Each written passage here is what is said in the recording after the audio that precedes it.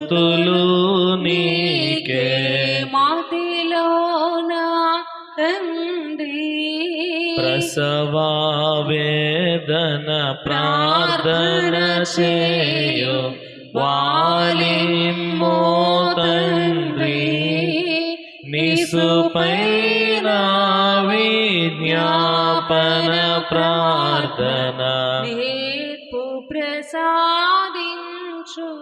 తండ్రి నిసుపైన విజ్ఞాపన ప్రార్థన నేర్పు ప్రసాదించుము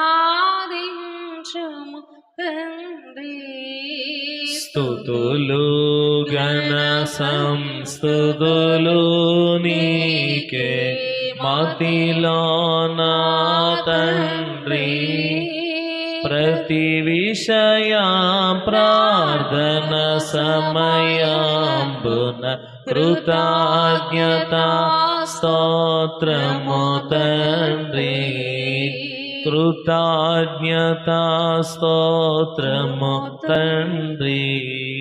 ప్రార్థన.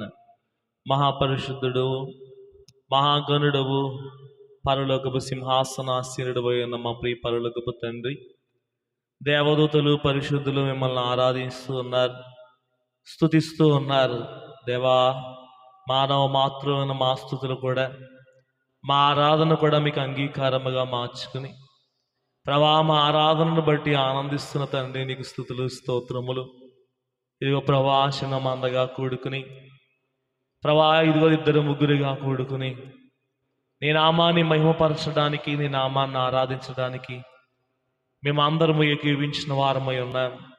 దైవ భయము లేని ఈ కాలములో, దైవ భక్తి లేని ఈ కాలములో, భ్రష్టత్వము ఆవరించి ఉన్న ఈ కాలములో ప్రభువా, మేమైతే ప్రభా లోకమునకు వేరై, లోక కార్యములకు వేరై నీ సన్నిధిలో ఉండుట సంతోషమని, నిన్ను ఆరాధించుట ఆశీర్వాదమని ఎరిగిన వారమై నీ మందిరములోనికి చేరిన వారమై ఉన్నాం.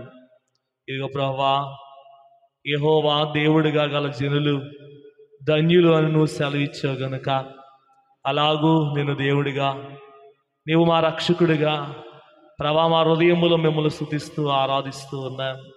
దేవా, దేవదూతల స్తుతి అంగీకరించిన తండ్రి, మానవులము అల్పులము అదములమైన మా స్తుతి మా ఆరాధన కూడా నీ పాదముల యొద్దకు చేర్చుకుని మమ్మల్ని, మా కుటుంబములను, మాకు అప్పగించిన పనిని, కార్యములను, సంఘమును, సంఘబిడలను, వారి కుటుంబములను కూడి ఏకీవించిన వారి అల్లరిని కూడా దీవించి ఆశీర్వదించమని మా రక్షకుడు, మా ప్రాణప్రియుడు, ఇదిగో ఆరాధనకు యోగ్యుడు, స్తుతులకు పాత్రుడైన యేసయ్య పరిశుద్ధ నామమున ఆరాధన సమర్పించున్నాము పరమ తండ్రి.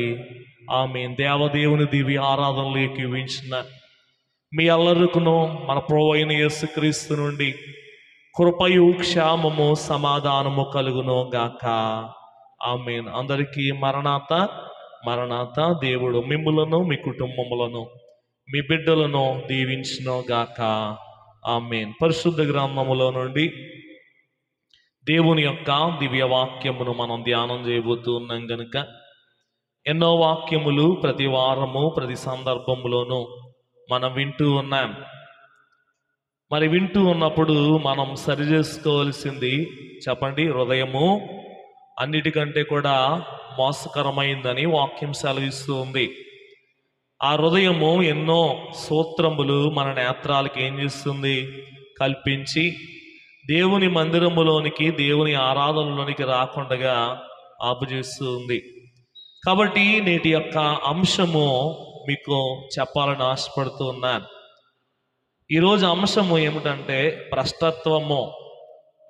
చెప్పండి, భ్రష్టత్వము. 2 దేవేష్టము. భ్రష్టత్వము, దేవేష్టము. భ్రష్టత్వము అనగా దేవుని ఉద్దేశానికి, దేవుని చిత్తానికి, దేవుని సన్నిధికి విరోధముగా జీవించడమే భ్రష్టత్వం. మరలా చెప్తున్నాను, దేవుని ఉద్దేశానికి, దేవుని చిత్తానికి, దేవుని సన్నిధికి విరోధంగా జీవించడమే భ్రష్టత్వం. మరి దేవేష్టం అంటే ఏమిటి అంటే, దేవుని ఉద్దేశమునకు, దేవుని చిత్తానికి, దేవుని సన్నిధికి లోబడి దేవుని చిత్తాన్ని జరిగించడమే దేవేష్టమై ఉన్నది. కాబట్టి దేవుని చిత్తాన్ని ఎవరైతే జరిగిస్తారో వారందరూ కూడా దేవునికి ఏమై ఉన్నారు చెప్పండి? ఇష్టులై ఉన్నారు. కాబట్టి ఈనాటి కాలంలో భ్రష్టత్వమే కనబడుతుంది కానీ దేవేష్టము కనబడడం లేదు. ఏం కనబడుతుంది చెప్పండి? భ్రష్టత్వం. దేవుని ఉద్దేశానికి విరోధంగా, దేవుని చిత్తానికి విరోధంగా, దేవుని సన్నిధికి విరోధంగా జీవించడం అనేది నేటి కాలంలో మనం చూస్తూ ఉన్నాం. దేవుణ్ణి ఎరగని వారు, దేవుల్లో లేనివారు, దేవుని గురించి తెలియని వారు అలా జీవిస్తున్నారంటే అది కొంచెం ఆలోచించవచ్చు. కానీ దేవుణ్ణి ఎరిగిన వారు, దేవుడిలో ఎదిగిన వారు, దేవుని ద్వారా ఫలించిన వారే నేటి కాలంలో ఏమైపోతున్నారు చెప్పండి? భ్రష్టులైపోతూ ఉన్నారు. కాబట్టి దైవజనుడు దేవదాసయ్య గారు కీర్తనలో పాడారు, లోకముతో సంఘము కూడా ఏకమైపోయింది, ఏమీ చేతును ఎవరికి చెప్పాలి చెప్పండి? దేవుడేనట. ఆనాటి కాలములో ఆదికాండ కాలము 6వ అధ్యాయం ఆది కాండములో మనం చూస్తే ఈ లోకములో నరులను చేసినందుకు దేవుడు తన హృదయంలో నొచ్చుకున్నాడట. అంటే వాళ్ళ పాపాలు, వాళ్ళ యొక్క భ్రష్టత్వం, వాళ్ళ యొక్క వ్యతిరేకత, దేవుడు ఎడల వారికి ఉన్నటువంటి వ్యతిరేకత దేవుడు హృదయాన్ని నొచ్చుకునేలాగా చేసింది. ఎందుకు దేవుడు హృదయం నొచ్చుకుందంటే, తప్పు చేసినప్పుడు మన బిడ్డను మనం కొడతాం. కొట్టినప్పుడు దెబ్బతిన్న బిడ్డ కంటే కూడా కొట్టిన మనకే ఎక్కువ బాధ. అవునా కదా చెప్పండి? దేవుడు హృదయం ఎందుకు నొచ్చుకుంటుంది అంటే, తప్పు చేసినప్పుడు తండ్రిగా దేవుడిగా ఆయన కొడతాడు. కొట్టినప్పుడు వీరు నాశనం అవుతారు, బాధలోకి వెళ్తారు, శ్రమలోకి వెళ్తారు. అప్పుడు బాధ ఎవరికి? ప్రభువుకే. అందుకే ఎక్కువగా, మనకంటే ఎక్కువగా ప్రభువే చింతిస్తూ ఉన్నారట మన కొరకు. అందుకే బైబిల్లో దినమంతయు లోబడనొల్లని ప్రజల వైపు నా చేతులు చాపుతున్నాను. ఎవరు వీళ్ళు? లోబడనొల్లని ప్రజలు. ఇప్పుడే కాదు, ఈ కాలమే కాదు, ఇజ్రాయిలుల జనాంగం అంతటిని కూడా దేవుడు నడిపించినప్పటికీ కూడా వారు కూడా దేవుడి మీద తిరుగుబాటు చేస్తూ ఉన్నవారై ఉన్నారు. దేవుని ఉద్దేశానికి వ్యతిరేకంగా, దేవుని చిత్తానికి వ్యతిరేకముగా, దేవుని సన్నిధికి విరోధంగా మనం ఎప్పుడైతే జీవిస్తామో దాన్నే భ్రష్టత్వం అని బైబిల్ గ్రంథం సెలవిస్తూ ఉంది. పరిశుద్ధ గ్రంథములో వాక్యం చదువుకుని మనం వాక్య లోతుల్లోనికి వెళ్దాం. ఇర్మియా గ్రంథం 17వ అధ్యాయం 5వ వచనాన్ని చదువుకుందాం. అమ్మ, యెహోవా ఇలాగు సెలవిచ్చుచున్నారు. యెహోవా అంటే, యెహ్వా అంటే సృష్టికర్త అయినటువంటి దేవుడు. ఏమని చెప్తున్నారు అంటే, నరులను ఆశ్రయించి శరీరులను తనకు ఆధారముగా చేసుకొనుచు తన హృదయమును యెహోవా మీద నుండి తొలగించుకున్నవాడు శాపగ్రస్తుడు. హృదయాన్ని దేవుని మీద నుండి తొలగించుకున్నవాడు శాపగ్రస్తుడు. సామాన్యంగా హృదయం దేవుని మీద నుండి ఎందుకు తొలుగుతుంది కదా? దేవుని మీద నుండి హృదయం ఎందుకు తొలుగుతుంది అని మనం ఆలోచిస్తే, మనము లోకాన్ని ఆధారం చేసుకున్నప్పుడు, శరీరాన్ని ఆధారం చేసుకున్నప్పుడు, అంటే శరీరాన్ని సుఖపెట్టాలనుకున్నప్పుడు, లోకేచ్ఛలు నెరవేర్చుకోవాలనుకున్నప్పుడు, నా ఇష్టానుసారంగా జీవించాలన్నప్పుడు, నరులను ఆధారం చేసుకున్నప్పుడు మన హృదయం దేవుని మీద నుండి ఏమైపోతుంది చెప్పండి? తొలగిపోతుంది. కాబట్టి హృదయము దేవుని యొద్ద నుండి తొలగిపోవడాన్ని బట్టట వాడు ఏమవుతున్నాడు చెప్పండి? శాపగ్రస్తుడవుతూ ఉన్నాడు. దేవుని పిల్లలారా, వాక్యం వింటున్న వారులారా, లూకా సువార్తలో మనం ఒక వాక్యాన్ని చదువుకున్నాం. 10వ అధ్యాయం 29వ వచనములో మనం చూడగలిగితే, ఈ నర శరీరులను ఆధారం చేసుకుని, లోకాన్ని ఆశ్రయించి శరీరులను తనకు ఆధారంగా చేసుకుని తమ హృదయమును యెహోవా మీద నుండి తొలగించుకున్నవాడు ఏమవుతున్నాడు? ఈ మాట గుర్తుంచుకోండి. యెహోవా మీద నుండి తన హృదయాన్ని తొలగించుకున్నవాడు ఏమవుతున్నాడు? శాపగ్రస్తుడవుతూ ఉన్నాడు. సరే, మూలవాక్యంగా మనం అలా పక్కన పెట్టి వాక్య లోతుల్లోనికి మనం ఒకసారి వెళ్ళగలిగితే లూకాసు వార్త 10వ అధ్యాయంలో 29వ వచనంలో కొన్ని మాటలు మనకు కనబడుతూ ఉన్నాయి. మరి ధర్మశాస్త్ర ఉపదేశకుడు దేవుని యొద్దకు వచ్చి యేసు ప్రభువుని అడుగుతున్నాడట, నా పొరుగువాడు ఎవరు? యేసు ప్రభువా, నా పొరుగువాడు ఎవరు? నా పొరుగువాడు. యేసు ప్రభు ఎప్పుడు కూడా మాట చెప్తూ ఉండేవాడట. ప్రభు ఎప్పుడో మాట చెప్తూ ఉండేవారట. ఏంటంటే ఎక్కడికి వెళ్ళినా కూడా నిన్ను వలే నీ పొరుగువాడిని ప్రేమించాలి. ఎప్పుడు ఇదే మాట ప్రభు పదే పదే చెప్తూ ఉండేవారట. ఈ ధర్మశాస్త్ర ఉపదేశకుడికి ప్రభువుని తర్కించడం అలవాటు. ఇప్పుడు కూడా ఈ పరిచయులకి శాస్త్రులకి విని అనుసరించడం వేరు, తర్కించడం వేరు. ఇప్పుడు పాస్టర్ గారు వాక్యం చెప్తున్నారు, విని దానిలో ఉన్న మంచిని తీసుకుని మనం అవలంబించుకుంటే మనకే మంచిది. కానీ ప్రభువు చెప్పిన ప్రతి మాట అనేకులు వారికి అన్వయించుకుని బాగుపడ్డ వాళ్ళు ఉన్నారు, ఫలించిన వాళ్ళు ఉన్నారు, స్వస్థపడిన వాళ్ళు ఉన్నారు. ఈ శాస్త్రులు పరిచయులు మాత్రం ప్రభువుని ఎప్పుడు తర్కంలో పట్టుకుందాం అని చూస్తూ వాళ్ళని వాళ్ళు గొప్పవాళ్ళుగా చూపించుకోవడం కోసం ప్రశ్నలు వేసేవారట. ధర్మశాస్త్రం అంతా కూడా నిన్ను వలే నీ పొరుగువాడిని ప్రేమించు అనే మాటలో నెరవేరిపోయింది అని ప్రభు చెప్తుంటే అసలు నా పొరుగువాడని ఎవరన్నా అనాలా అన్నాడట. ఇప్పుడు పొరుగువాడు అన్నావయ్యా, పొరుగువాడు అంటే ఎవరు అని అన్నప్పుడు ప్రభు అర్థమయ్యే రీతిగా ఉపమానం అని చెప్పారు. ఈ ఉపమానం అతనికే కాదు కానీ మనకు కూడా చాలా బోధ చేస్తూ ఉంది. కాబట్టి ఈరోజు ఆ తర్కాన్ని లేదా ఆ ఉపదేశాన్ని మనం కూడా ఒకసారి పరిశీలన చేద్దాం. ఒక మనుష్యుడు ఉన్నాడు. ఆ మనుష్యుడు ప్రయాణం చేయొచ్చు యెరూషలేము నుండి యెరికోకి వెళ్తూ ఉన్నాడు. ఈ మాట గుర్తుంచుకోండి, యెరూషలేము నుండి యెరికోకి వెళ్తున్నాడు. నేను ఎప్పుడైనా సరే ప్రతిసారి వాక్యంలో ఈ మాట చెప్పడానికి ఇష్టపడతాను. యెరూషలేము అంటే దేవుని మందిరం.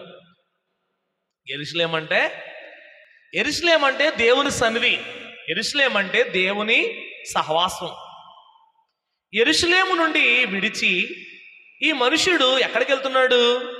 యెరికోకి వెళ్తున్నాడు. యెరికో పాపానికి సాదృశ్యం, యెరికో శాపానికి సాదృశ్యం. యెరికో కోల్చబడింది అంటే పతనమైంది, పతనానికి సాదృశ్యం. పాపానికి, శాపానికి, పతనానికి సాదృశ్యం. యెరికోయే కాదు, మీరు చూడగలిగితే మోయోబు, ఐగుప్తు, ఇంకా అమ్మాయి. యెరూషలేమును విడిచి అమ్మాయికి వెళ్ళిన శిష్యులు ఉన్నారు. వాళ్ళు అమ్మాయికి దిగజారిపోతుంటే ప్రభువే వెళ్ళి మళ్ళా వారిని ఎక్కడ తీసుకొచ్చాడు? మనం చెప్పుకున్నాం పునరుద్ధానం రోజున. అమ్మాయికి వెళ్ళిపోతున్న శిష్యుల్ని దేవుడే మళ్ళీ కూడా వెళ్ళి వారితో మాట్లాడి బోధించి మళ్ళీ ఎక్కడ తీసుకొచ్చాడు చెప్పండి? యెరూషలేము తీసుకొచ్చాడు. లోకంలోకి వెళ్ళిపోతున్న వారిని దేవుడే యెరూషలేములోకి, తన పాదాల దగ్గరికి, తన సహవాసంలోకి తీసుకొచ్చారు. మోయోబు కూడా లోకానికి సాదృశ్యం. ఐగుప్తు కూడా లోకానికి, పాపానికి సాదృశ్యం. అంటే ఇక్కడ ఏమర్థం అవుతుందంటే యెరూషలేముని విడిచిపెట్టాలా, పట్టుకోవాలా? చెప్పాలి మీరు. ఏం చేయాలండి? యెరూషలేము అనగా దేవుని మందిరం అని చెప్పాను, దేవుని సింహాసనం అని చెప్పాను, దేవుని సన్నిధి అని చెప్పాను. ఈ మనుషుడు ఈ 10వ అధ్యాయం 29వ వచనంలో ప్రభు ఉపమానం చెప్తూ, ఒక మనుషుడు ప్రయాణమై యెరూషలేము నుండి యెరికోకి వెళుతూ ఉన్నాడు. యెరికోకి వెళ్ళిపోతూ ఉన్నాడు. యెరూషలేము కొండ, యెరికో లోయ, మైదానం. యెరూషలేము ఎత్తైన స్థానం, యెరికో లోతైన స్థానం. ఇప్పుడు మనము జీవితంలో ఏమనుకుంటామంటే కింద నుండి, చెప్పండి ఏమనుకుంటాం?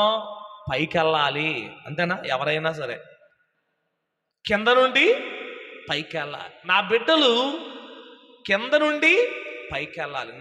నా బిడ్డలు చెప్పండి బతకూడదు, వాళ్ళు నాకన్నా కూడా గొప్పగా బతకాలి. ఎవరు ఆలోచించినా ఏం ఆలోచించినా నా వ్యాపారం కింద నుండి పైకి వెళ్ళాలి, నా ఉద్యోగం కింద నుండి పైకి వెళ్ళాలి, నా ఐశ్వర్యం, నా ఆశీర్వాదం కింద నుండి పైకి వెళ్ళాలి. అందుకే ప్రభు బైబిల్లో రాశారు, నీవు నా ఆజ్ఞలు గైకొని నా ఆజ్ఞలన్నిటిని బట్టి నువ్వు అనుసరించి నడిచిన ఎడల నువ్వు పైవాడుగా ఉందువు గాని కిందవాడిగా ఉండవు. ద్వితీయోపదేశ కాండం 28వ అధ్యాయంలో మీరు చూడగలిగితే ఈ మాట అక్కడ కనబడుతుంది. నా ఆజ్ఞలు మీరు మీరకుండగా, నా ఆజ్ఞలు మీరు గైకొని నా అడుగు జాడల్లో మీరు నడిచినప్పుడు మీరేమవుతారంటే పైవారిగా ఉంటారు, కిందవారుగా ఉండరు అని.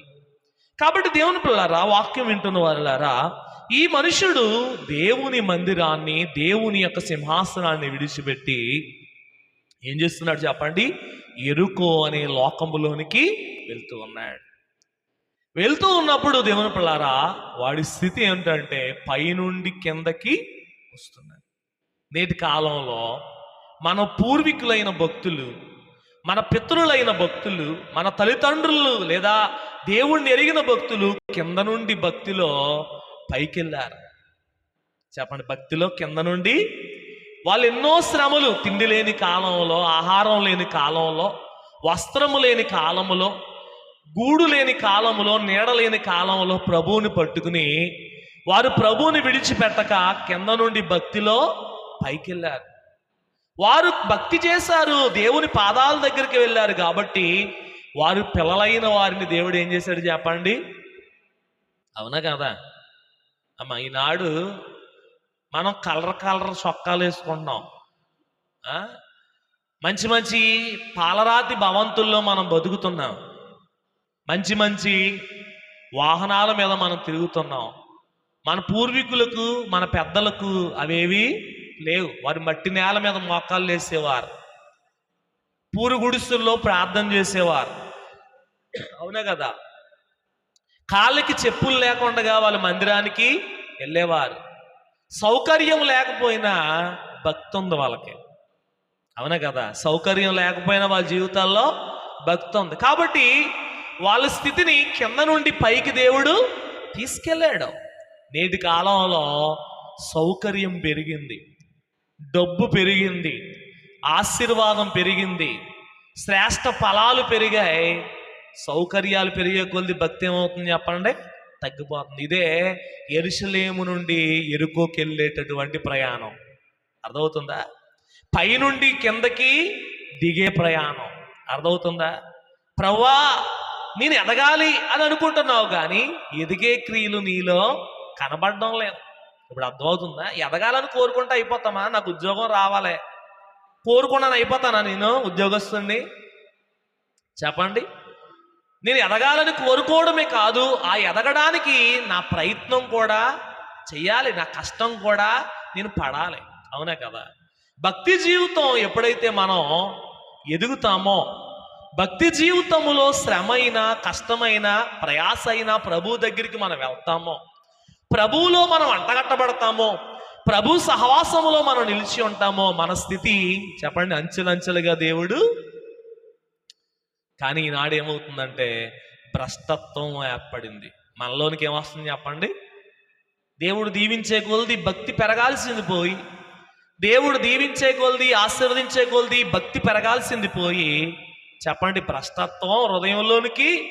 అందుకే ఇర్మియా గారు రాశారు, మనుషులను ఆధారం చేసుకుని, మానవులను ఆధారం చేసుకుని. అంతే కదా? ఇప్పుడు ఎవరి మెప్పు కోసం ప్రయత్నిస్తున్నాం? అంతే కదా? ఏ వారం ఎవరిని మెప్పించడానికి చూస్తున్నాం? పాస్టర్ గారు ఏమండ కానీ పక్కింటి ఆయన్ని ఊరుకోడు. అవునే కదా? చూడండి తెగనం వేసుకుంటున్నారు మా అత్తగారు. పాస్టర్ గారు ఏమండ మన కళ్ళ ముందు పెరిగినాడు కాబట్టి, దేవుడైతే అసలు ఏమంటావు నేనంటే ఇష్టం కాబట్టి. పక్కింటి ఆయన మాత్రం ఏమంటాడో చెప్పండి? నువ్వు నాకు రాలేదే, నువ్వు నాకు రాలేదే, నువ్వు నాకు రాలేదే అంటాడు. ఇప్పుడు ఎవరిని ఆధారం చేసుకున్నాం? మనుషులను ఆధారం చేసుకున్నాం. అవునే కదా? నేను అంటాను, విగ్రహారాధన అంటే దేవుడు విగ్రహారాధనని వ్యభిచారంతో పోల్చాడు. నన్ను విడిచి మిమ్మల్ని పెంచి పెద్దోళ్ళని చేసి గొప్పవాళ్ళని చేస్తే నన్ను వదిలిపెట్టి మీరు ఏం చేస్తున్నారు? విగ్రహారాధన చేస్తున్నారంటే మనం అనుకుంటున్నాం ఓ బొమ్మను చేసుకోవడం, ఆ బొమ్మకు రూపం పెట్టడం, ఆ రూపాన్ని మనం ముందు పెట్టుకుని విగ్రహారాధన చేయడం అని అనుకుంటున్నాం. విగ్రహారాధన అంటే అది మాత్రమే కాదు, దేవుడు మందిరాన్ని, దేవుడి సన్నిధిని, బాబా నువ్వు ఒకసారి పక్కకుండు, నాకు కొంచెం పని ఉందే ఈ రోజుకి ఆగు అని దేని ముందు నువ్వు కూర్చుంటావో అది విగ్రహం. అర్థమైందా నా మాట? నీకు అర్థమవుతుందా? భోజనానికి వెళ్ళావు, దేవుడు చెప్తున్నాను ఓపెన్గా, దేవుని వదిలిపెట్టి భోజనం ముందు కూర్చున్నావు, దేవుణ్ణి పక్కన పెట్టావు, భోజనం నీకేంటయింది? ఇప్పుడు విగ్రహం అయింది. అర్థమైందా? నీ బంధువుల్ని మెప్పించడానికి దేవుణ్ణి పక్కన పెట్టావు, బంధువు నీకేమయ్యాడు? విగ్రహం అయింది. అర్థమైందా? అందుకే దేవుణ్ణి విడిచి నువ్వు దేన్ని ఎక్కువగా ఆరాధిస్తావో, దేనికి ప్రయారిటీ ఇస్తావో అదేమోనట్టుదా బొమ్మే, విగ్రహం కాదు. నువ్వు టీవీ ఎట్టుకో, ఫోన్ ఎట్టుకో, లేకపోతే పిల్లల్ని ఎట్టుకో, లేకపోతే లోకాన్ని ఎట్టుకో, ఏది ఎట్టుకున్నా సరే, ఏది పెట్టుకున్నా సరే, దేవుడి స్థానములో నువ్వు దేనికి సమయం ఇచ్చినా సరే అది విగ్రహమే. అర్థమవుతుందా? కాబట్టి దేవుని పిల్లలారా, వాక్యం వింటున్న వారులారా, దేవుని స్థానాన్ని మనం దేనికి కూడా ఇవ్వకూడదు, దేవుని సమయాన్ని మనం దేనికి కూడా వెచ్చించకూడదు. అందుకే ఈ మాట చెప్తున్నాను. యెరూషలేములో ఉండాల్సిన వాడట. ఎక్కడ ఉండాల్సిన వాడు ఆ మనుషుడు? యెరూషలేములో ఉండాల్సిన వాడు. యెరూషలేమును వదిలిపెట్టి బట్టలు వేసుకున్నాడు, సంచి తగిలించుకున్నాడు, ఒంటి నిండా డబ్బులు పెట్టుకున్నాడు. ఎక్కడికి వెళ్తున్నాడు? లోకంలో వెతుక్కుంటూ వెళ్తున్నాడట, దేవుని వదిలిపెట్టి. మార్గం మధ్యలో దొంగల చేతికి చిక్కాడు. ఎవరికి చిక్కాడండి? దొంగల చేతికి చిక్కితే శుభ్రముగా పట్టుకుని ఒళ్ళంతా కూడా హోనం చేసి, గాయాలు చేసి, రక్తాలు కారేలా కొట్టి వస్త్రాలు దోచుకున్నాడట. పట్టుకెళ్తున్నటువంటి డబ్బు దోచుకున్నాడట. వస్త్రాలు దోచుకోవడమే కాదు, ధనాన్ని దోచుకోవడమే కాదు, ఒళ్ళంతా కూడా, శరీరం అంతా కూడా గాయాలు చేసి దారి పక్కన పడవేసి వెళ్ళిపోయాడు. ఈ దొంగ, ఈ శోధకుడు, ఈ శత్రువు ఎవరంటే అపవాది. చెప్పండి. నువ్వు దేవుణ్ణి విడిచి, దేవుడి నుంచి, దేవుని సన్నిధి నుండి నువ్వు ఎప్పుడైతే దూరమై ఏదో సాధిందా, ఏదో చేయందా, ఏదో లోకంలో ఇంకా ఉంది అని దేవుని సన్నిధిని విడిచి, యేసు పదాలను విడిచి లోకంలోకి ఎప్పుడైతే దిగిపోతావో ఎవడి చేతిలోకి వెళ్ళిపోతావు? అర్థమవుతుందన్నమాట. వాడెప్పుడు గోతికాడ నక్కలాగే కూర్చుంటాడట. ఎవడిని మింగుదునా అని గర్జించు సింహం వలె వారు, చెప్పండి, ఏం చేస్తాడట? ప్రతి ఇంటికి, ప్రతి గుమ్మానికి తిరుగుతూ ఉంటాడట. ఎక్కడ ప్రార్థన ఉండదో, ఎక్కడ భక్తి ఉండదో, ఎక్కడ విశ్వాసం ఉండదో, ఎక్కడ దేవుని ప్రజల్లో అవిధేయత వస్తుందో వారిని మింగడానికి ఏం చేస్తాడు చెప్పండి? ఎదురు చూస్తూ తిరుగుతాడు. వీడే శోధకుడు, అపవాది. కాబట్టి దేవుని పిల్లరా, యెరూషలేమును ఎప్పుడైతే విడిచాడో, హృదయాన్ని దేవుని వైపు నుండి ఎప్పుడైతే త్రిప్పివేసుకుని ఎత్తైన స్థానములో నుండి, చెప్పండి, కింద స్థానములోకి దిగిపోతున్నాడో, పాపములోనికి, లోకములోనికి, దేవునికి విరోధమైన క్రియలోనికి దిగుతున్నాడో, ఎవరి చేతిలో పడిపోయాడు? అపవాది చేతిలో పడిపోయాడు. పోన్లే, నా దగ్గరికి వచ్చాడు, నా దగ్గరే ఉన్నాడు అని వదిలిపెట్టాడా? వాడిని చక్కగా చితకబాది, చక్కగా వాడి వస్త్రములు దోచుకుని దిగంబరుని చేసి, వాడి శరీరం అంతా గాయాలు చేసి, వాడి దగ్గర ఉన్నదంతా కూడా ఊడ్చుకుని పోయాడట. ఎవడైనా దిక్కుందా చెప్పండి? అందుకే బైబిల్ సెలవిస్తూ ఉంది. కీర్తన 16 అధ్యాయం 4వ చరణములో కీర్తనకారుడు చెప్తున్నాడు. కీర్తన 16:4 మీరు చూడగలిగితే, యెహోవాను విడిచి వేరు మార్గమును వేరొకరిని అనుసరించు వానికి శ్రమలు విస్తరిస్తాయి. వస్తాయి కాదు అమ్మా, శ్రమలు విస్తరిస్తాయి. దేవుడి సన్నిధిని వదలడం అంటే మాటలు కాదు. ఉండయా పక్కకుండు బొమ్మ నువ్వు పెట్టుకున్నట్టు ఇటువంటిది ఏదైనా ద్వారమా ఏసయ్య అంటే, ప్రభు అంటే ఆయన నిశ్వాసాల ద్వారా, అంటే ఊపిరి లాగి పీల్చుకుని వదిలిపెట్టడం ద్వారానట ఈ సర్వ సృష్టిని నట పోషిస్తున్నాడట ఆయన. ఆయన వదిలే ఊపిరి వల్ల, ఆయన పీల్చేటటువంటి ఊపిరి నిశ్వాస ఉచ్ఛ్వాసాల వల్ల మనం బతుకుతున్నామట. జీవరాశి బతుకుతుందట. ఆయన ఊపిరి బిగబడితే చిన్న పురుగు కూడా ఈ భూమి మీద బతకదు. ఏదో నేను గొప్పవాడిని, ఏదో నేను తెలివైన అని మనం అనుకుంటాం. దేవుడట మన జ్ఞానవంతులు అని అనుకుని విరవీగుతుంటే మన జ్ఞానాన్ని చూసి ఎర్రితనం అనుకుంటాడట. లోక జ్ఞానం దేవుని దృష్టికి వెర్రితనం. అందుకే వాక్యం చాలా స్పష్టంగా చెప్తుంది, మనము మానవులని ఆధారం చేసుకున్నా, లోకాన్ని ఆధారం చేసుకున్నా, పాపాన్ని మనం ఆధారం చేసుకుని మన హృదయాన్ని దేవుని వైపు నుండి మనం తిప్పివేసుకున్నప్పుడు దేవుని పిల్లారా మనం ఏమవుతాం చెప్పండి? దేవుని యొక్క ఉగ్రతకు లోనవుతాం. అపవాది చేతిలోనికి మనము చిక్కుకుని పోతాం. అంత మాత్రమే కాదు దేవుని పిల్లారా, వాక్యములో మీరు చూడగలిగితే ఋతు గ్రంథం 1వ అధ్యాయం 1వ వచనాన్ని కూడా ఒకసారి చూద్దాం. ఋతు గ్రంథం 1వ అధ్యాయం 1వ వచనంలోని కొన్ని వచనాలు చదువుదాం. సహాయం చేయండి.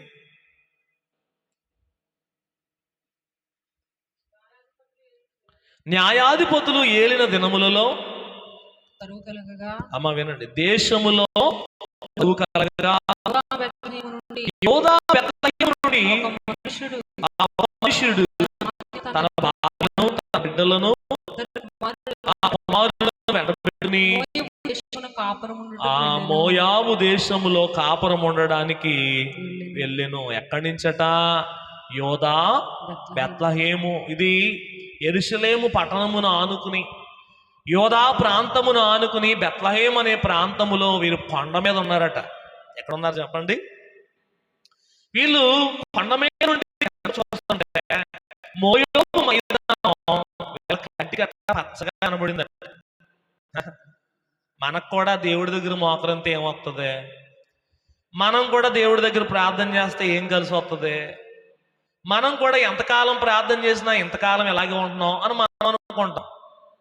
నేను అంటాను, దేవుడిలో ఉన్నంతసేపు, దేవుని దగ్గర ప్రార్థనలో ఉన్నంతసేపు, దేవుని దగ్గర భక్తిలో ఉన్నంతసేపు కూడా మన చుట్టూ దేవుని కాపుదల మనల్ని కాస్తూ మోస్తూ నడిపిస్తూ ఉంటది. నేను అంటాను, ఒక ఉదాహరణ మీకు అర్థం అవడం కోసం చెప్తా. ఐగుప్తులో నుండి ఇజ్రాయేలీయులను దేవుడు అరణ్యంలోకి తీసుకొచ్చాడు. మీకు తెలిసి ఈ మాట ఎన్నోసార్లు మనం చెప్పుకున్నాం. ఎర్ర సముద్రం మీద నుండి ఎర్ర సముద్రాన్ని ఆరబెట్టి పాయలు చేసి దేవుడు సీను అరణ్యములో నుండి షూరు అరణ్యములోకి దేవుడు వీళ్ళని తీసుకొచ్చాడు. నీళ్ళు కావాలంటే నీళ్ళు ఇచ్చాడు, ఆహారం కావాలంటే పరలోకంలో నుండి మన్నాను కురిపించి ఆహారం పెట్టాడు. అమ్మ వినండి, ఆహారం పెట్టాడు. వీళ్ళు ఆహారం తింటున్నారు. ఒక పాము వీళ్ళ దగ్గరికి రావట్లా, ఒక పురుగు వీళ్ళ దగ్గరికి రావట్లా. అంత అరణ్యంలో కూడా వీళ్ళు చక్కగా దేవుడు పెట్టిన ఆహారాన్ని ప్రతిదినం కూడా తింటున్నారు. నేను అంటాను, ఆ కాలంలో బయట వాళ్ళకి తినటానికి తినలేదు. బయట వాళ్ళకి తినటానికి తిండి లేని కాలం. కానీ వీళ్ళకి మాత్రం దేవుడు పరలోకములో నుండి చెప్పండి మన్నాను కురిపించి ఆహారం పెడుతుంటే వీళ్ళు అంటున్నారు మోషే దగ్గరికి వెళ్ళి, మా బతికేంటి, ఎంతకాలం ఈ సంసారాలు లేని ఆహారం తింటాం? దేవుళ్ళలో ఉన్న మనకు అలా అనిపిస్తుందట, అపవాదం అనిపిస్తుందట. ఏంటి మన బతుకు ఎలా ఉంది? ఒరే నీ బతుకు బాగానే ఉంది, నువ్వు ఆ వలయం దాటి ఎప్పుడైతే బయటికి వెళ్తావో అప్పుడు తెలుస్తుంది నీ బతుకేంటన్నది. అర్థమవుతుందా? దేవుడు వలయంలో ఉన్నంతసేపు దేవుడు నిన్ను కాపాడుకుంటూ రక్షించుకుంటూ నీ కుటుంబాన్ని సంరక్షిస్తూ వస్తుంటే ఏమిచ్చాడు దేవుడు? ఏం చేశాడు దేవుడు?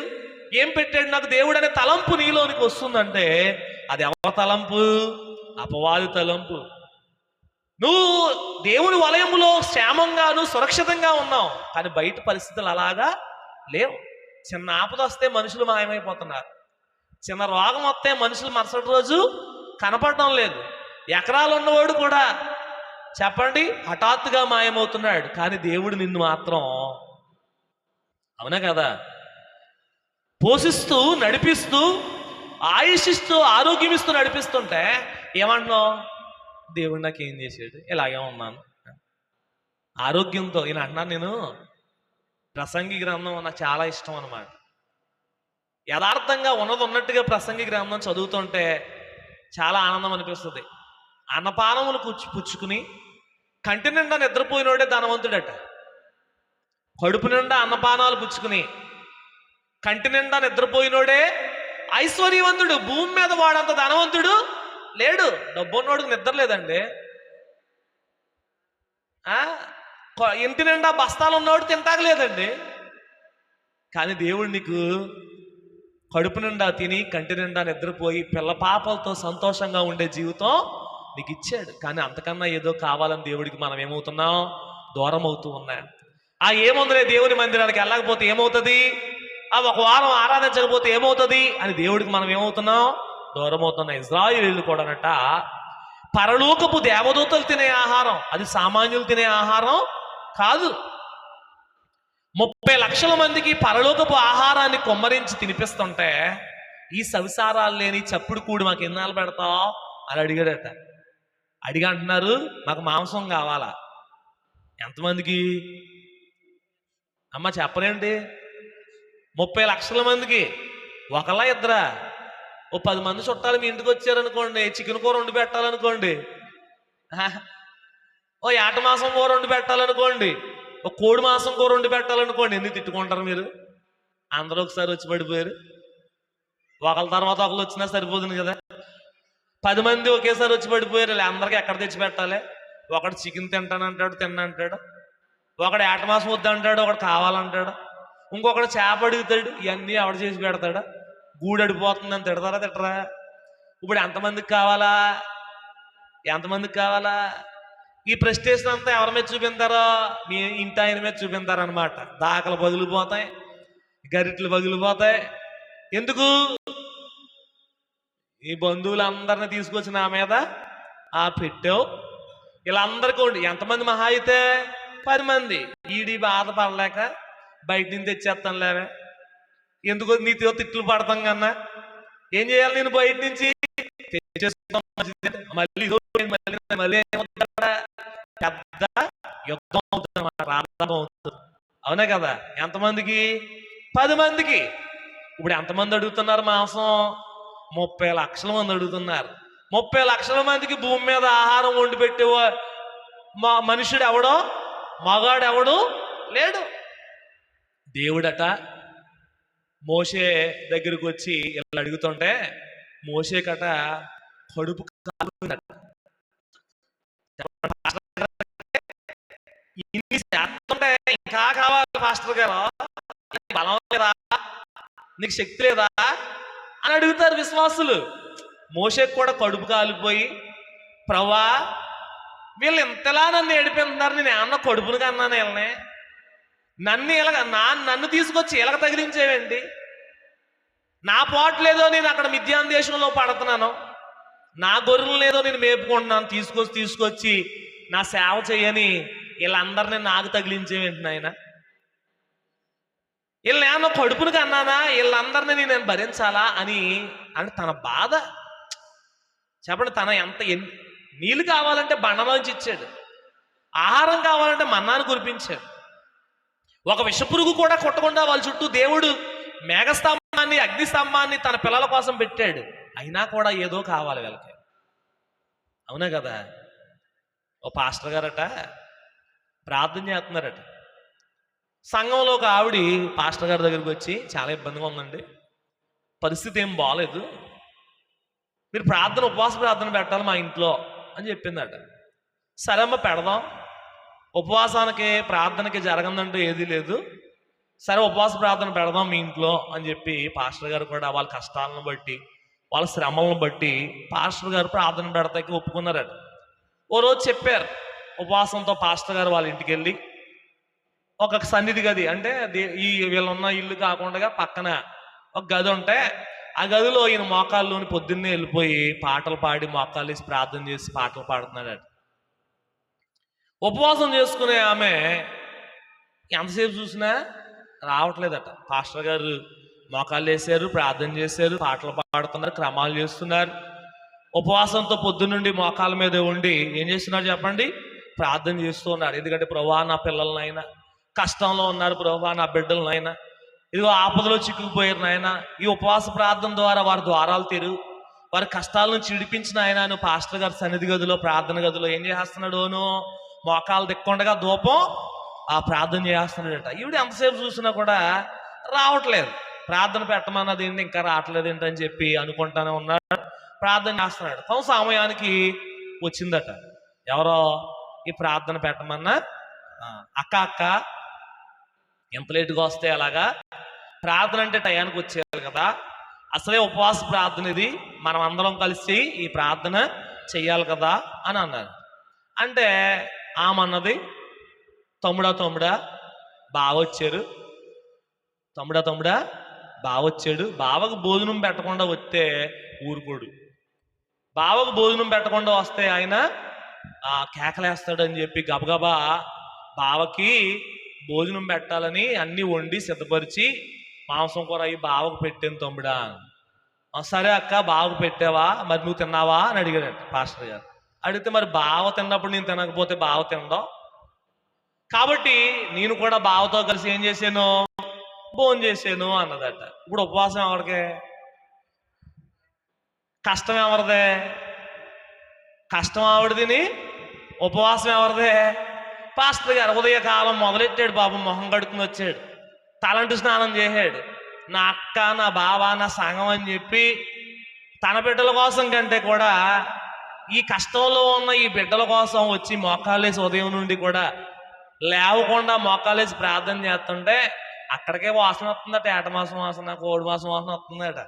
నా కోసం వండుతుందేమో, నాకు పెడతాం కోసం వండుతుందేమో అని ఈ పాస్టర్ గారు పాపం ఆనందపడుతున్నాడు.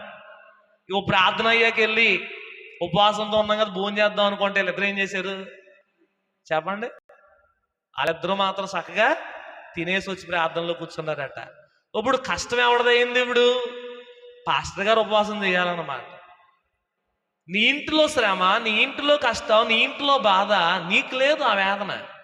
దేవుడి దగ్గరికి వెళ్ళాలి, దేవుడిని అడగాలి, దేవుడి దగ్గర గోజాడాలి, దేవుడి దగ్గర ప్రార్థించాలి, దేవుని దగ్గర సంపాదించుకోవాలి, పట్టు కలిగి ఉండాలని నీ దగ్గర లేదు. ఎవరి వైపు చూపించేస్తున్నావు వేలు, ఎవరి వైపు, యాజకుడి వైపు, దేవుడి వైపు. ఆనాటి కాలంలో ఇజ్రాయిలీలు కూడా పరలోకపు దేవుని ఆహారము మన్నాను చూసట చప్పిడి, సంసారం లేని కూడంటే అర్థం ఏంటి, చప్పుడు కూడు మాకు ఎందుకు పెడుతున్నావు. అంతకు ముందేమో లొట్టలేసుకుంటా తినేశారు, కడుపు నిండిపోయే కట. చెప్పండి, ఆకలితో ఉన్నప్పుడు ఏది పెట్టినా అమృతంలా ఉంటది, కడుపు నిండిపోయాక మాట ఎలా అవుతుందా, పెట్టేవులేరా ముడిసిలేసి పెట్టావు, పిలిసేవులేరా నువ్వు కాబట్టే పిలిచావు, ఒక ముక్కడిందా అంతా ఊడిపేసే పెట్టావు అంటారా అనరా చెప్పండి, కడుపు నిండిన మాటలు అంటారు అన్నమాట. దేవుణ్ణి కూడా మనం అలాగే చేసేవులేవయ్యా, చచ్చిపోయేటప్పుడేమో బాబా నువ్వు లేకపోతే నా జీవితం, నా బిడ్డలో, నా కుటుంబం ఏమైపోతుంది, ఈ గుండె జబ్బు ఏంటి, తల జబ్బు ఏంటి, రోగం ఏంటి నాయన, బతికించిపోవా అని ప్రార్థన చేస్తావు. బతికించిన తర్వాత చేసేవులేవయ్యా, నువ్వు కాకపోతే దేవుళ్ళు లేరేటి, నువ్వు కాకపోతే వేరే దారులు లేవేటి అని మాట్లాడతావు, అవునా కదా. ఆనాటి కాలంలో ఇజ్రాయేలీలు కూడా అన్నము లేని కాలములో, ఆహారం లేని కాలములో దేవుడు పరలోకపు ఆహారాన్ని పెడితే దాన్ని అంటున్నారు వీళ్ళలో, సవిసారము లేని ఆహారం పెడతావా, మాకు మాంసం తినాలని ఉంది అంటే మోషే గారు దేవుడి దగ్గరికి వెళ్ళి, అయ్యా ఏంటయ్యా వీళ్ళని కడుపుని కన్నానా, వీళ్ళని తగిలించావు, నాకు ఎన్నని పడినావు, ఎంతని పడినా ఆయన అని మోకాలేసి ప్రార్థన చేస్తుంటేనట సముద్రం మీద చేపలు తింటాయట, పూరేళ్ళు. 30 లక్షల మందికి మాంసం ఎక్కడి నుంచి తెస్తాడో. సముద్రం మీద చేపలు తినే పూరేల్ని, ఈ పిట్టల్ని దేవుడు ఆజ్ఞాపిస్తే వీళ్ళున్న పాలెములోకి వచ్చి పడిపోయినాయట, వీళ్ళ గుడారాల చుట్టూరును. ఎవడికి ఎంత కావలిస్తే అంత పిట్టలను వండుకొని తిన్నారట. వాళ్ళ పంటిలో ఆహారం పంటిలో ఉండగానే, పళ్ళ సందులో ఉండగానే దేవుడు మాకు ఏం పెట్టాడయా అన్నారట. దీన్నే భ్రష్టత్వము అంటారు. దీన్ని ఏమంటారు చెప్పండి, భ్రష్టత్వం. కాబట్టి దేవుని పిల్లలారా, వాక్యం వింటున్న వారులారా, ఈ ఋతు గ్రంథములో కూడా మనం చూడగలిగితే దేవుని సింహాసనమైన యెరూషలేమును విడిచిపెట్టి ఈ నయోమి లోకం పచ్చగా కనబడుతుందట. మోయోబు మైదానం ఎలా కనబడుతుంది? దూరం నుంచి పచ్చగా కనబడుతుందట. అందుకే మన పెద్దలు సామెత చెప్పారు, దూరం కొండలు. దేవుడు సన్నిధిలో ఉన్నంతసేపు కూడా ఇశ్రాయేలుకి ఏ లోటు లేదు, కానీ వాళ్ళని ఎప్పుడు కూడా దేవుణ్ణి దూషిస్తూనే, ద్వేషిస్తూనే, సనుక్కుంటూనే ఉన్నారు. ఈనాడు మనం జ్ఞాపకం చేసుకోవాలి, దేవుళ్ళో ఉన్నాం కాబట్టే మనం ఉన్నాం. దేవుణ్ణి నమ్మికున్నాము కాబట్టే మనం ఇంకా సంతోషంగా జీవించగలుగుతున్నాం. దేవుడిలో ఉన్నాం కాబట్టే మన బిడ్డల జీవితాలు, మన కుటుంబాలు దేవుడు సంరక్షిస్తూ నడిపిస్తూ ఉన్నాడు, పోషిస్తున్నాడు. లేకపోతే మనం ఎక్కడో ఏమవుదుమో. అర్థమవుతుందా? కాబట్టి దేవుని పిల్లారా, దేవుని వాక్యం వింటున్న వారులారా, బెత్లెహేము యెరూషలేము పట్టణం దేవుని సింహాసనం అయితే మోయోబు మైదానం లోయ, లోకం, పాపం, శ్రమ, హాని, కీడు. దేవుని పిల్లారా, దేవుని సింహాసనం నుండి, దేవుని సహవాసం నుండి దూరమైన నయోమి అట తన సర్వస్వాన్ని కోల్పోయింది. తన సర్వస్వాన్ని ఏం చేసింది చెప్పండి? అవునా కదా? మళ్ళీ ఆ కథ అంతా చెప్పాలా? ఎన్నోసార్లు మనం ఋతు గురించి మనం విన్నాం.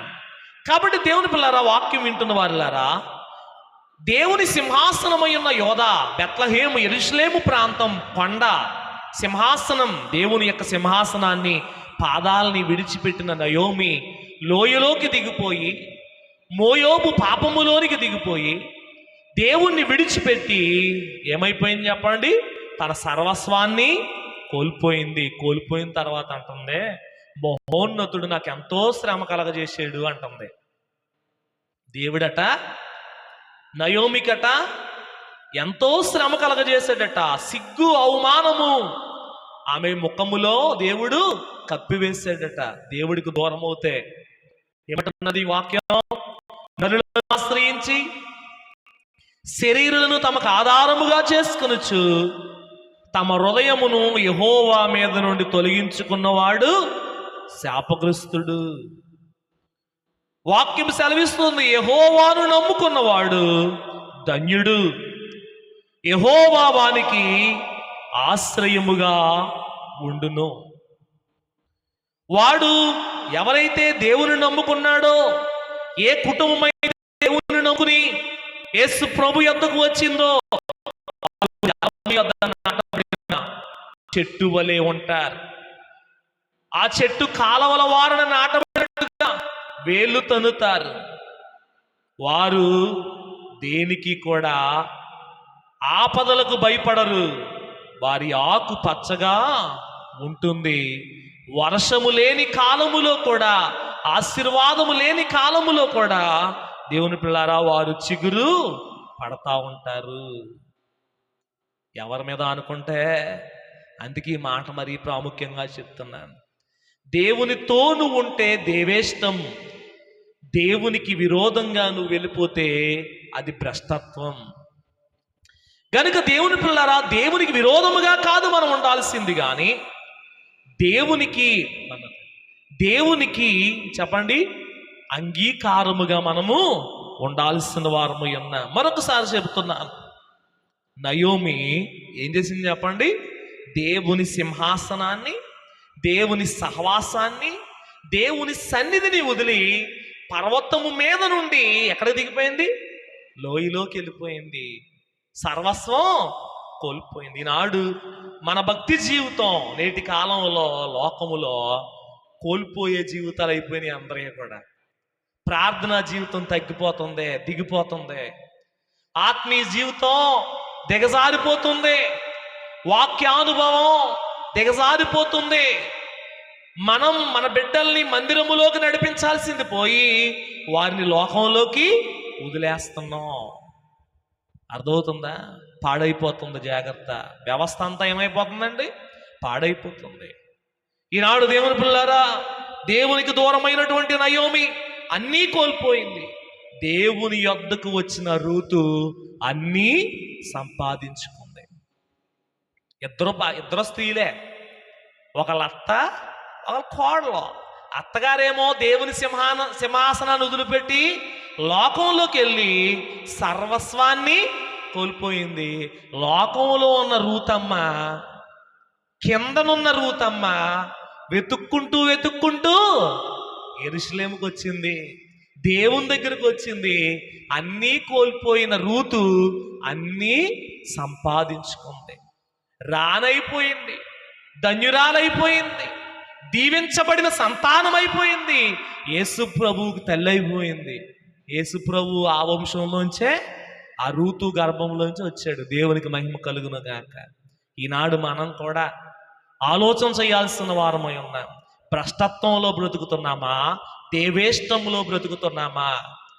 భ్రష్టత్వం దేవునికి విరోధంగా బ్రతకటం, దేవుని వాక్యానికి వేరై బ్రతకటం, దేవుని సన్నిధికి దూరమై బ్రతకటం, దేవుని యొక్క పాదాలని విడిచి లోకంలోనికి పోవడం భ్రష్టత్వం. ఇది నిన్ను మింగేస్తుంది, ఇది నిన్ను నాశనము చేస్తుంది. నీకు తెలియకుండానే చెదపురుగు ఎలాగైతే తినేస్తుందో అలాగూ భ్రష్టత్వం నిన్నేం చేస్తుందండి? తినేస్తుంది. కానీ దేవేష్టం మనం నెరవేర్చాలట. ఏమి నెరవేర్చాలి చెప్పండి? దేవుని ఇష్టాన్ని మనము నెరవేర్చినప్పుడు ప్రభు అంటున్నారు, దేవుని ఇష్టాన్ని మనం నెరవేర్చినప్పుడు నీతి వారన నాటబడిన చెట్టులాగా, తన కాలమందు ఫలమిచ్చు చెట్టులాగా, ఆకు వాడక మనము నిత్యము ఏమవుతాం? ఫలిస్తాం. వర్షం లేకపోయినా కూడా చెప్పండి, అది ఏమవుతుందట? చిగురిస్తూనే ఉంటుంది. ఈ సందర్భంలో మీకు ఒక మాట చెప్పాలని ఆశపడుతూ ఉన్నాను. ఒక చెట్టుని చూస్తే మనకు కనబడుతుంది. మీరు చెట్టుని చూడంగానే ఏం కనబడతాయి చెప్పండి? మీకు ఆకులు, పచ్చని ఆకులు, అలాగే దానికి కాసిన ఫలాలు, ఇంకా అది వేసిన చిగురు, అంతేనే కదా? ఆకులు కనబడతాయి పచ్చగా, అబ్బా ఎంత పచ్చగా ఉందో చెట్టు, ఎంత బాగుందో అంటాం, అవునా కదా? పచ్చాకులు కనబడి అది కొంచెం చిగురిచిందనుకో, అబ్బా నా చెట్టు ఏం చేస్తుంది? ఇప్పుడు చిగురుస్తుందంటే నాకేమిస్తుంది? ఫలాలు ఇస్తుంది. ఆ ఫలాలు నేను అనుభవిస్తా, నేను ఆనందిస్తా అని మనం అనుకుంటాం కదా. చెట్టుని చూస్తాం, దాని ఆకులు చూస్తాం, దాని పచ్చదనాన్ని చూస్తాం, దాని చిగురుని చూస్తాం, దాని యొక్క ఫలాలను మనము చూస్తాం. కానీ ఇవన్నీ బాగోవాలంటే ఒకటి బాగోవాలి. చెప్పండి, ఏంటది? వేరు. చెట్టు పచ్చగా ఉంది, చిగురు పడతా ఉంది, ఫలాలు పూతకొస్తున్నాయి, నేను వెళ్ళి వేరు నరికేస్తా. అమ్మా, నేను వెళ్ళి వేరు నరికేసాననుకో చెట్టు ఏమైపోతుంది? అప్పుడు దాకా కనబడిన పచ్చదనం ఏమైపోతుంది? కానీ వేరు కనపడుతుందా? నా మర్మం అర్థం చేసుకోండి, నా మాట అర్థం చేసుకోండి. చెట్టు పైకి కనపడుతుంది పచ్చగా, చిగురు కనపడుతుంది, ఫలాలు కనపడతాయి, కానీ వేరు కంటికి కనపడదు. ఇదే భక్తి జీవితం, విశ్వాస జీవితం. నీ ప్రార్థనా జీవితం బాగుంటే, నీ భక్తి జీవితం బాగుంటే, నీ ఆత్మీయ స్థితి బాగుంటే బైబిల్ చెప్తుంది వేరు పారతావు. వేరు ఎప్పుడైతే పారుతుందో చెట్టు ఏమవుతుంది? చిగురిస్తుంది, ఫలిస్తుంది. నీ కుటుంబం అనే చెట్టు, నీ బిడ్డలు అనేటటువంటి చిగురులు, నీ వంశం అనేటటువంటి ఫలాలు ఫలించాలంటే కింద నీ వేరు బాగోవాలి. దేవుని పిల్లారా, వేరు బాగోవాలంటే దానికి సారం ఉండాలి. వేరు బాగోవాలంటే ఉండాలా? సారం ఉండాలి. సారం ఉండాలంటే నీరు పోయాలి. సారం ఉండాలంటే నీరు పోయాలి. నీరు వాక్యం. అందుకే ఎప్పుడు చెప్తాను నేను, అమ్మా మీరు ఏం వినకపోయినా పర్లేదు, కానీ వాక్యం వినండి. ఎక్కడా వాక్యం లేదు, నేటి కాలంలో ఎక్కడ వాక్యం లేదు. అందుకో, పొందుకో, తీసుకో, పట్టుకెళ్ళిపో. ఇదే వాక్యములో నువ్వు ఎదగాలి. అందుకే చెప్తున్నాను నేను, వాక్యములో మనము, వాక్యం నీరు, సారం. ప్రార్థన ఔషధం. ప్రార్థన ఏం చెప్పండి? ఔషధం. ఈ ఔషధం, ఈ మంటిలోనున్న ఔషధాన్ని మొక్క నీటి ద్వారా గ్రహించుకుని అద్భుతమైన ఫలాలు ఫలిస్తుంది. దేవుని పిల్లారా, వేరుకు నీరు అవసరం, వేరుకు సారం అవసరం. అర్థమవుతుందా? వేరుకు నీరు అవసరం, వేరుకు సారం అవసరం. నీరు అనగా వాక్యం, సారం అనగా ప్రార్థన. ఈ రెండు ఉండాలి నీ జీవితంలో. ఒకటి వాక్యం, రెండు ప్రార్థన.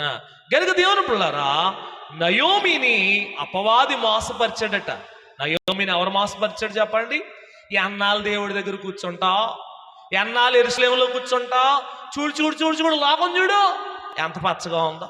వాళ్ళు చూడు దేవుడిని నమ్ముకున్నారా, వాళ్ళ దగ్గరికి వెళ్ళు, అది బాగా వాళ్ళ ఇంట్లో ఏముందో నీకేం తెలుసు? అవునా కదా?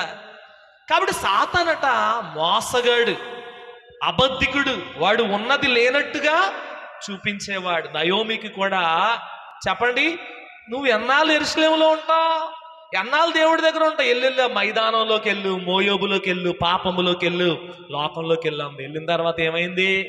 అంతా పోయింది. అపవాదట అంతా నాశనం చేసేవాడు. దేవుడు మనల్ని నిలబెట్టేవాడు, దేవుడు మనల్ని కట్టేవాడు. మనం కట్టబడాలని, నిలబడాలని మన కొరకు తన ప్రాణాన్ని సహితము దారబోసాడు. అమ్మ వినండి, వినండి నా మాట ఒకసారి చెప్తున్నా. అపవాదట లేనిది ఉన్నట్టు చూపేవాడు. ఆడు మాయలో పడ్డావు అనుకో, మనం మోసంలో పడిపోతాం. యేసు ప్రభువును కూడా కొండ మీదకు తీసుకెళ్ళి ఈ లోక భోగాలన్నీ కూడా నాయే అన్నాడు. అమ్మా ఏమన్నాడు? ఈ లోక భోగాలన్నీ నాయే అన్నాడు. అది నిజమా అబద్ధమా? అబద్ధం. ఈ లోకం, దానిలో ఉన్న సమస్తం ఎవరిది? యెహోవాది, దేవునిది. కానీ వాడేమంటున్నాడు? నువ్వు నాకు నమస్కారం చేయి, ఈ లోక భోగాలన్నీ నీకు ఇస్తానన్నాడు. ప్రభు వాడిని ఏమన్నాడు చెప్పండి?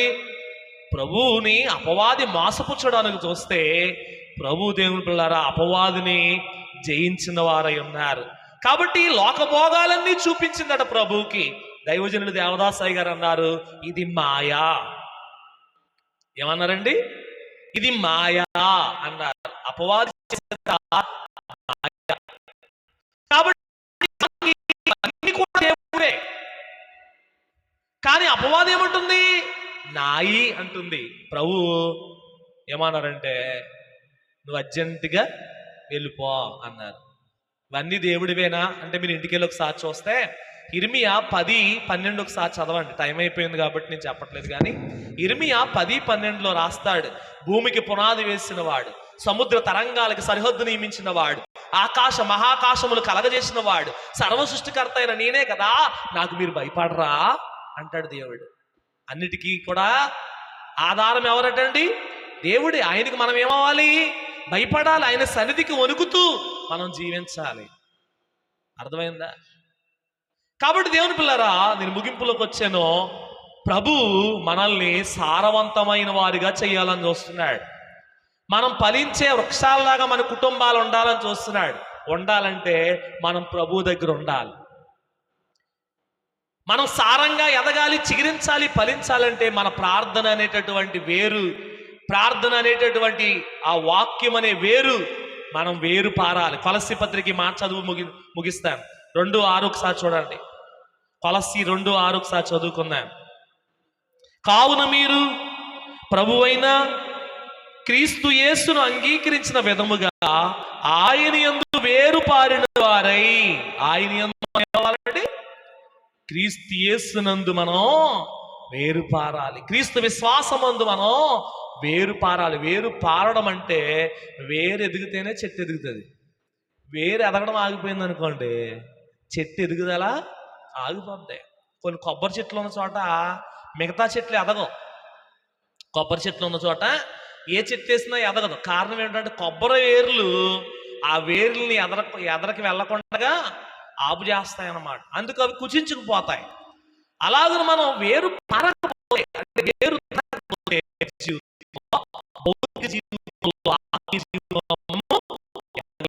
కాబట్టి దేవుని పిల్లారా మనం ఎదగాలి.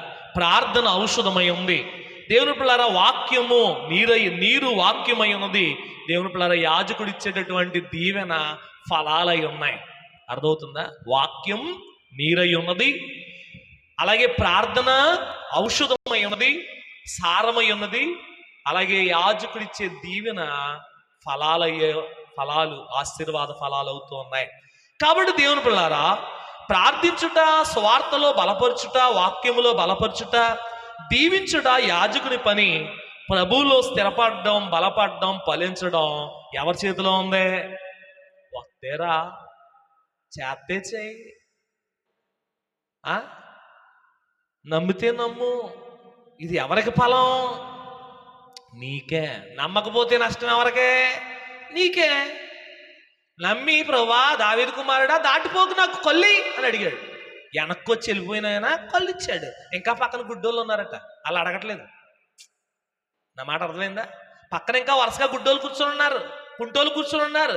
కానీ ఎవరు అడుగుతున్నాడు నోరు తెరిచి? ప్రభువా దావీదు కుమారుడా నన్ను దాటిపోవద్దు అని భర్తమయ్యి ప్రభువుని అడిగితే ప్రభు వెనక్కి వచ్చి, నా నుండి నువ్వేం కోరుకుంటున్నావు చెప్పు, నేను వచ్చాను కదా చెప్పు. అయ్యా నాకు కళ్ళు కావాలి.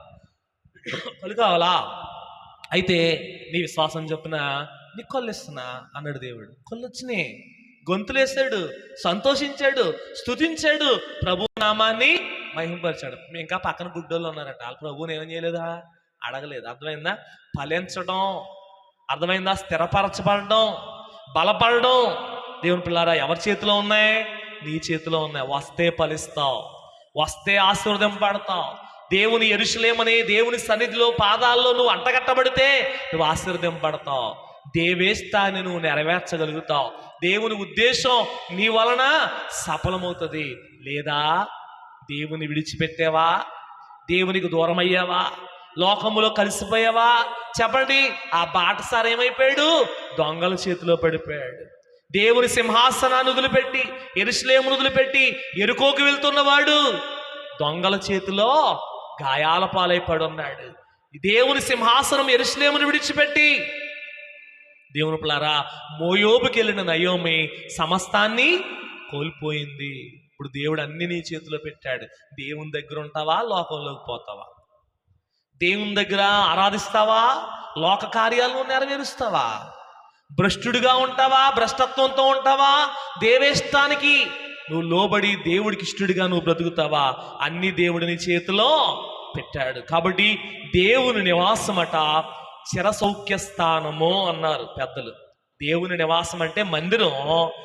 భక్తుడికట చిర సౌఖ్య స్థానం అంటే చిరకాలము నీకు సౌఖ్యం ఇచ్చే స్థానం. అందుకే కీర్తనకాడు 23లో అంటాడు, నేను చిరకాలము నా దేవుని మందిరములో నివాసము చేస్తాను. కాబట్టి దేవునికి దూరమైన యెరూషలేము నుండి యెరికోకు వెలుచున్న ఈ బాటసారి అపవాది చేతిలో చిక్కుకుని గాయాల పాలై తన సర్వస్వాన్ని ఏం చేసుకున్నాడు చెప్పండి? పోగొట్టుకుని తన ప్రాణాన్ని కోల్పోయే స్థితిలో పడి ఉన్నప్పుడు దేవుని పిల్లారా తన అనుకున్న వారు ఎవరో రాలేదట. యాజకుడు తనవాడు అనుకున్నాడు, రాలా. లేవీయుడు తనవాడు అనుకున్నాడు, రాలా.